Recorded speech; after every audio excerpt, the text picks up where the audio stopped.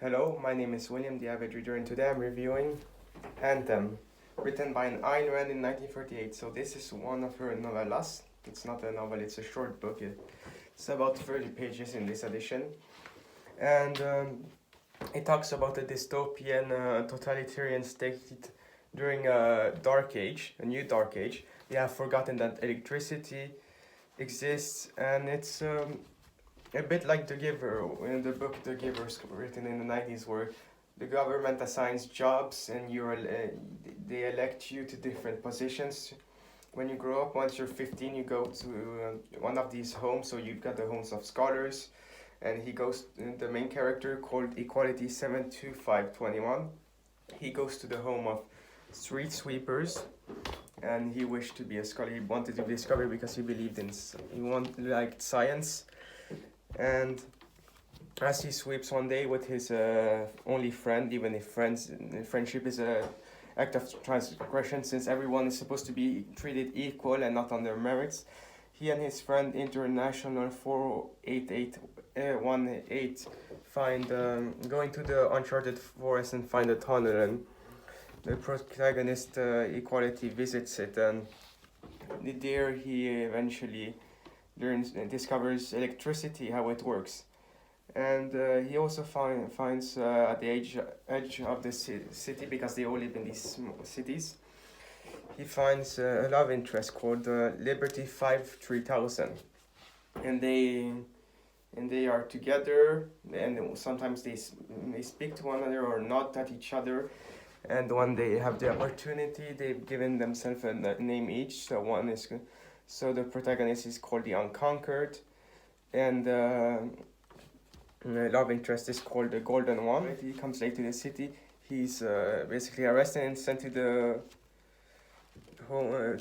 palace of detention of correction to confess to his crimes. He refuses, and since this is such a collective place, there are no guards, so he easily escapes. And he brings his discovery to his box discovery, and he brings it to the World Council of Scholars.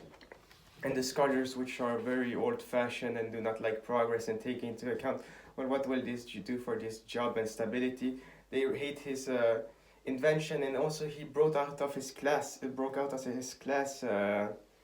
system, because he's a street sweeper, so he's not supposed to be creative at all.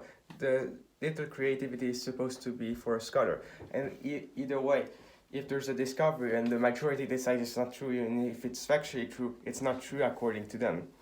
So they want him lynched, killed, burned at the stake, because some other person is burned at the stake earlier,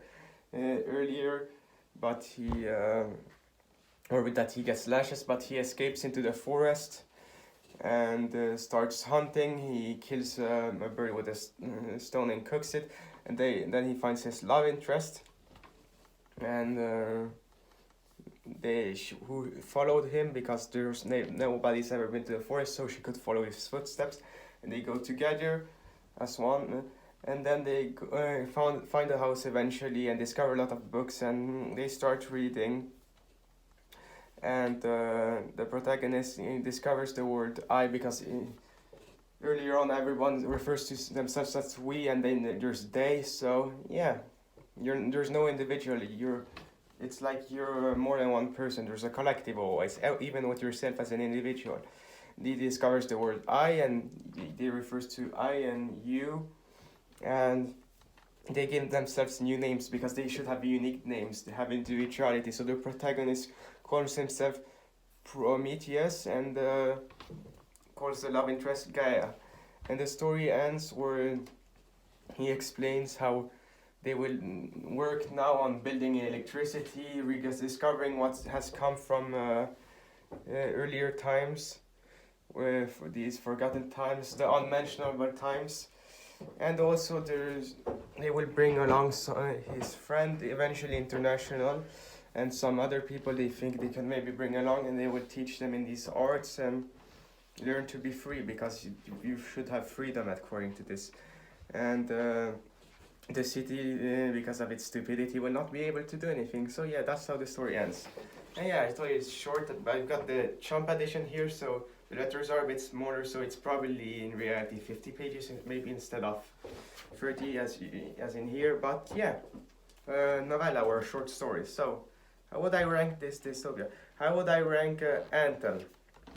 And I would describe this as a concise version of some of the ideas of how the system in the book The Giver, written by an author much later in the 90s, describes, and also a bit of like the philosophy of Atlas Shrugged, but really shrunk into this. So how would I rate this book? I would rate it 8 out of 10.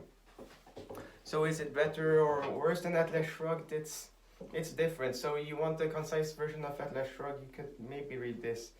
And this is just a description of what the end goal of the collective is, of if you go against individualism, what collectivism ends up as, and what individualism should be, and the rudimentary forms of individualism. So yeah, I rate this 8 out of 10. So it's a good book. It's not as good as We the Living. It's a bit short, and at the beginning it's a bit weird and maybe a little bit boring, but it describes the world pretty well and in a concise way. So yeah, 8 out of 10. So Ayn Rand, you wrote another good book. All your books so far I've read are good or great. So that was the Avid Reader's review of Anthem, written by Ayn Rand in 1938. I hope you enjoyed this video, and I will see you guys next time.